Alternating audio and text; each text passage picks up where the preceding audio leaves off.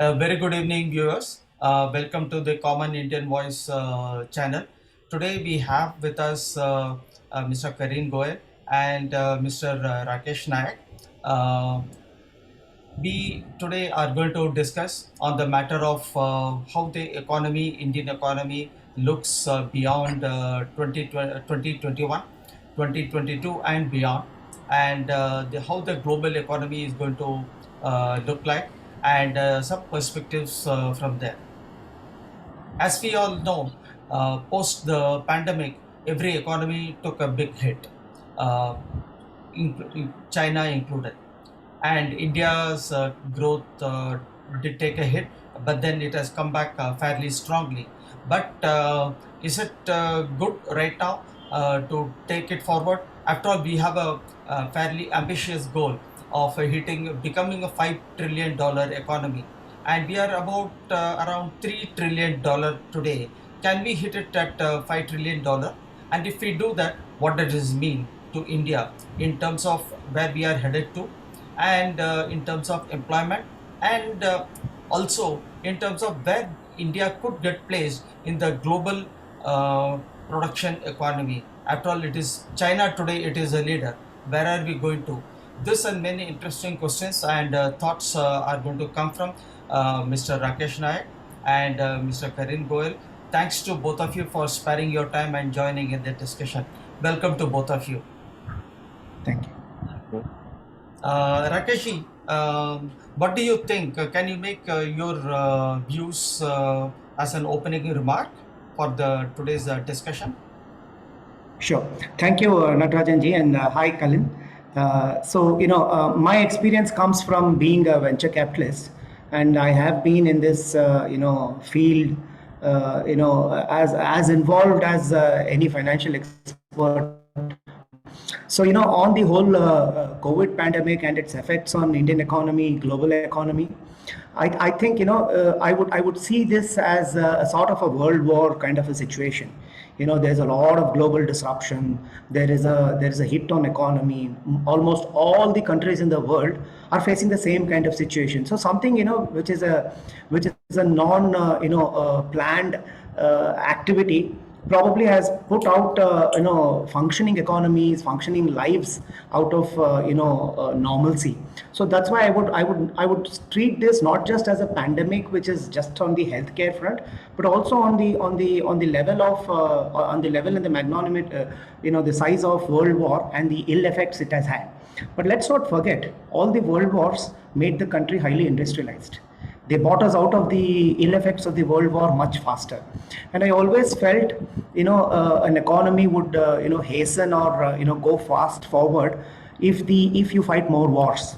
No, of course you have losses, you have deaths, but then, you mechanize, you stand your fort, you come out of the rut you are in by force. Especially a democracy like India, which is very cacophonous. I think some of these kind of occurrence which are not caused by us probably will jolt us out of the complacency we are in. So with that background, I think I would like to actually paraphrase a few things which most Western economists or experts, so-called experts, have told. They predicted a sort of a doomsday for India, especially. They said millions and millions would be falling on the road and dying. They said there would be a civil war kind of a situation. They said the government would break into pieces and then, somebody would take us over. They said the world would end. None of it happened. None of it happened, and India actually handled this very well. Whatever maybe the reservations we may have of BJP not being working and all that, but I for once felt very happy and strong and confident that there was a government which was actually working for India. Let's be honest. Let's give the credit to BJP. Had this been anybody else, this would have been a bloodbath of a different kind. So now, if you look at the economy and how you define economy, it's basically the state of a country or a region based on your consumption, your production, and the of goods and services around certain things. Yes, there has been a halt. The halt has been global. The halt has been forced. All the countries have faced, And the tremors that have been felt are at the individual, family, community. You have at the society level. You have at the state and the international level. So just viewing India out of this jigsaw may not be right. If everybody else have felt and we have felt, we are probably in the same space. And I would classify three short measures. Description of how the COVID may have been felt. The first one is the short one, where we saw a lot of shock and awe, a lot of deaths that have happened. Then there was a mid-term response or effect of this COVID, which basically meant adjustment and reassessments of our means and methods, which we saw India did very well. And the long term, where we see opportunities, right? So I think, on these three counts, I think, we are possibly being presented with a once in a lifetime opportunity. We missed the dot-com bust, we missed the industrialization phase, probably God sent opportunity. Of course we lost a lot of lives, but then in every loss we have a lot of gains that come in for the country. And yes, the ill effects have been on the marginalized and the unorganized sector. We saw a lot of deaths, shock, poverty and all that coming out in the open. We saw middle class, which was, using to getting to use to the luxuries and all that, having some disruptions. The rich, of course, they're always insulated and nothing happens to them. All in all, I think the measure of the economy should be in safeguarding the most important asset of a nation, which is the life. And I felt India did the best. With whatever little means we had, we probably did the best. Imagine 1.4 billion plus counting, and we hardly have a few lakhs of death, that too because of various factors, not necessarily because of how we handled. I think we have done an amazing work. Hats off to India, Indians, and also the good wishes of our gods. I think we have survived. I think I think we need to give a bit of kudos to ourselves, our government, and uh, and our healthcare workers who did a splendid and a spectacular work. And while on it, while on it, I owe up thanks to Mr. Goyal, because he spent a lot of time in helping out people in terms of needs, in connecting with people, supplying oxygen, supplying essentials. One of the persons who did a fantastic work. Every time, whenever I pinged him, please help, he will always respond. Not a single time has he ever said no, that he is overworked. Never ever. So, Karinji, I I pray to you. I pray to God that you may you be always be healthy, and may your tribe increase in this country. Sincerely, I'm very very thankful. So, and like it was our responsibility, rather, I would say, sir. Like everybody was playing their part, so we played our part. Government was doing theirs, doctors were doing theirs, and it was a panic situation. So we all actually felt that okay, we owe this to the people of our own country. So it was nothing to actually gain a fame, but rather to be a part of the system and to feel actually to see what is happening and how we can actually prevail. So that gave us some perspective as well overall. And it was a good experience and a bad experience as well. We lost a lot of people whom we were trying to help. But at the same time, we always felt proud when actually we could save certain lives. We saved more Yeah. lives than what we lost. So that's where we actually took a pat, like some little bit praise on ourselves as well, and everyone who was involved here in one way or the other. So it was a collective work, sir, rather, I would say.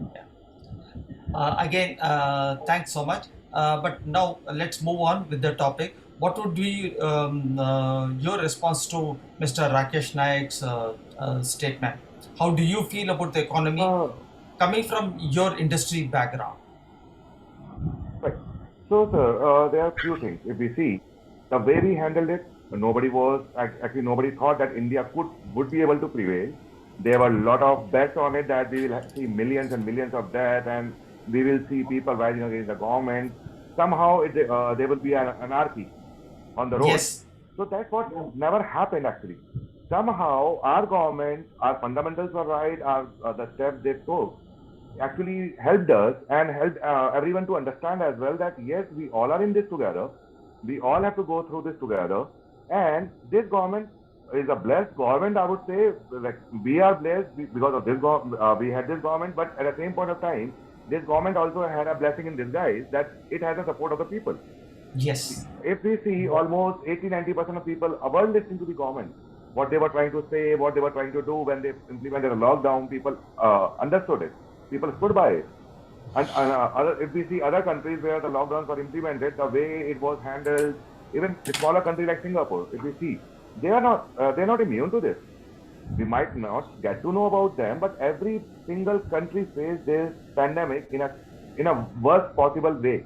Nobody created the infrastructure for like once in a lifetime pandemic. Yes. So blaming government that they didn't build the hospital, they didn't build the infrastructure is nobody can actually blame them, and nobody should blame them because it was nobody knew that this kind of severe pandemic will occur in our lifetime. And the way we handled it was good because our fundamentals were good. Like Rakesh sir actually mentioned, we prevailed, and we prevailed because of our fundamentals. We can mock our finance ministers, we can mock anyone. If we see, we had a strong backing of our corporate and a good mix of corporate and public sector organizations who came out and who did well during this pandemic. And it was another, there is one thing about India, right? When a world suffers, we actually grow. Yes. We have seen this not for the first time. This has been a norm. Like if we see the last recession which lasted from 2007 to 11, and a micro recession which started in 2012. India was booming that time. Jobs were moving to India. I could understand that one. And eventually, this time also, this was one of the factors where we had our companies allowing work from home, and we delivered. Most of the companies delivered, and they did a better business. They saved a lot of costs from not from the like they didn't have to pay the rent. They didn't have to go for indirect costing. Like for example, like basic thing is like tea and coffee itself, right? They were saving on those small things as well. So those savings plus strong fundamentals plus people support actually made it work for everyone. And now coming to certain part that we are not also immune to the world and global. If we see during the pandemic, our economy was going down and people were going crazy. They were trying to blame the government. But at the same point of time, we are not immune to the global issues. If now we live in a global village, world is one global village. We are no more immune, and our borders doesn't matter other than the war at a time of battles. Other than that, borders mean nothing right now. We are working for like all the countries are working in one way or the other together. So we are not immune to this global crisis, and that is what is looming on our head. Not today. Maybe we see India growing at 8.5 or 7.5 or 10, 11 next year. The same point of time, we have to think about the global supply chain, which then disrupted because of this pandemic. And the impact, what we see today are smaller right now. If we see those are not impacting the common people for now. Like for example, iPhone was recently launched, but this is the first time when waiting is going more than 3 months. People have to wait for more than 3 months to get their iPhone in their hand. Earlier, it used to be there because of the high selling. But this time, it has some other impact. The impact is from somewhere else. Similarly, if we see the automobile industry, earlier we used to book the car, we used to book the vehicle, and we used to get a delivery by a month. Now, if we see, none of the automobile manufacturer or supplier can deliver before 2.5 months. Even if they are promising 1 month or 1.5 months, they cannot deliver before 2.5 months. These are the two industries. Third industry, which is facing the heat in one way or the other, but it is still able to prevail, is IT industry. And hardware industry, we see. With Taiwan under issues because of the pandemic as well as the Chinese aggression, if we see, semiconductors are not coming out. Where the organizations used to actually sell laptops and like all these like hardware business, if we see, servers and everything, if we see, there is a drop in sale. Orders are getting booked, but the delivery is taking time. Right now, we have like right now it is not impacting that much because there was what we call it inventory, and they had the stuff. They could sell it. They can still take the orders, but I don't think they will be able to sustain for longer duration. if we see not only forget about China, if we move towards the East Asian countries, pick any East Asian country, they all are one way or the other are linked to this kind of this supply chain disruption. If we talk about Vietnam, we are not getting any new phones out from Samsung, and if we see the supply chain from there is also getting disrupted. Then we come to Thailand. All the storage devices, what we used to get, that supply chain is disrupted completely. These are just a small block. Now think about the other industries which are non-IT, manufacturing. Basically, if you talk about builders, right? Housing. Yep. Do we see any new projects coming up? Even if they are launching, they are not even defining their delivery date. Reason being, they don't have enough raw material to build the building, and this is just a start.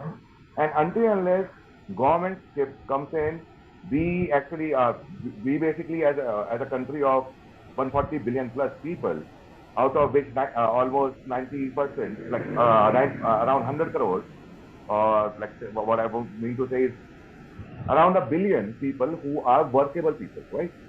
So what we have to do is we actually have to look at this as a blessing in disguise. We actually have to set up our shops. We actually have to start a manufacturing unit to actually help the world. And with the kind of labor we have a skilled labor, we have skilled non-skilled labor as well. We have a huge pool of labor, and we can deliver it. The only thing is, if this supply chain disruption is not mitigated within next 6 months, we are looking at a very serious recession starting to 2022 end or 2023 starting. So this is my opening remark for this, sir. Okay. So we have what you're saying, Karinji, is that if you are not careful, if you are not good enough in ramping up our own production in some of the key areas, it could lead to some issues down the road. Maybe 6 months down the road, 1 year down the road. But at the same time, we did see a moment of where the manufacturing was moving away from China to other countries. Apparently, Vietnam has gained quite a bit. Thailand has gained quite a bit. Japan incentivized its industries to move back the production to Japan, and some element of it was to move to India too. Okay, we are coming to the end of the session right now. It's going to be almost maybe we can have a quick view on this for in about 2 minutes, after which we will reconvene again in 2 minutes time. But any quick views, we have 2 minutes right now. Yes, sir, Rakesh ji. Yeah. So I on the supply chain thing, I think it's the imbalance between the supply and the demand. The demand has suddenly started rising much before the supply can catch up. So I would rate this as a good problem to have for an economy, because the demand is there. If the demand is there, that means the economy is a little healthy. It's a little lopsided, and the handshake is not happening fine. Yeah, so I'll be happy, but there are certain ways to address it, certain learnings for India. Probably we could discuss that in the next upcoming questions. Excellent. Here we are going to stop the first part of our discussion. In a short while, we'll have the other part of the discussion. Stay tuned. Thank you.